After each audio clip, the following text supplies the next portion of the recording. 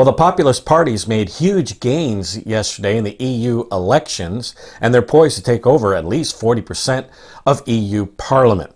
Now, of course, many of these parties are Eurosceptics, and they're not about to break up the euro yet, but they are calling for more national sovereignty in each of the EU nations that they have taken over, especially Italy, especially Greece and Hungary.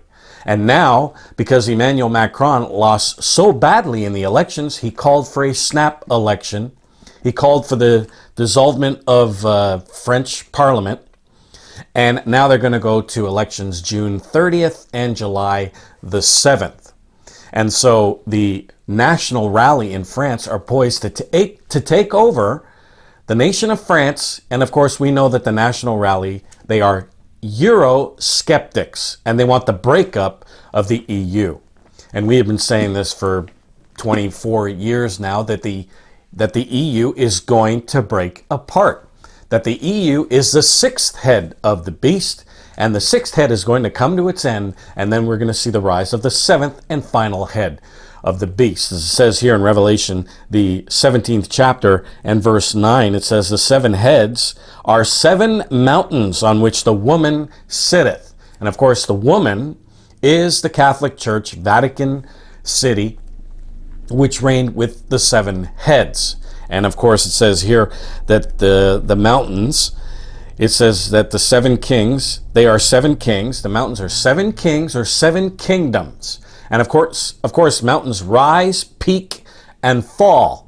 And we're on the downward slide of the sixth head. It peaked during the time of Hitler and Mussolini with the Lateran Treaty with the Catholic Church. And now we're on the downward slide. And of course, the EU is a Nazi Plan B.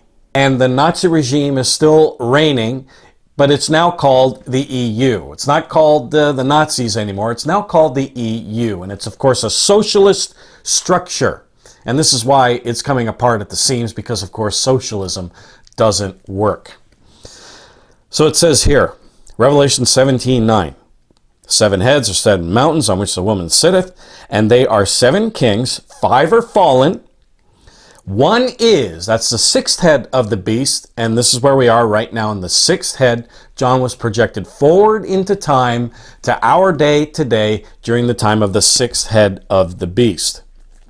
It says that seven kings, five are fallen. One is, and the other is not yet come, and when he cometh, he continueth a short space. That's the seventh head of the beast. Then it describes the seventh head. It says, "And the 10 horns which thou sawest are 10 kings." These are the 10 toes that we see in Daniel 2, which are mixed with the miry clay, which hasn't happened yet.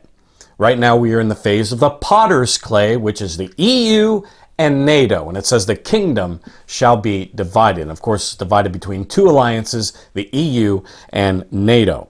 But of course, that's going to come to an end. The potter's clay phase is going to come to an end. The NATO is going to come to an end. The EU is going to come to an end. And then we're going to see the rise of the seventh head of the beast. "The 10 horns which thou sawest are 10 kings, which have received no kingdom as of yet, but receive power as king 1 hour with the beast." That's the seventh head. So we're going to see the seventh head, and we're going to see 10 kings in alliance with this seventh head, the beast. And of course, that beast is going to come out of the nation of Germany or Austria. Doesn't matter. They're the same race, but it's going to come out of there, out of Middle Europe. This beast power, it's going to make an alliance with the 10 kings.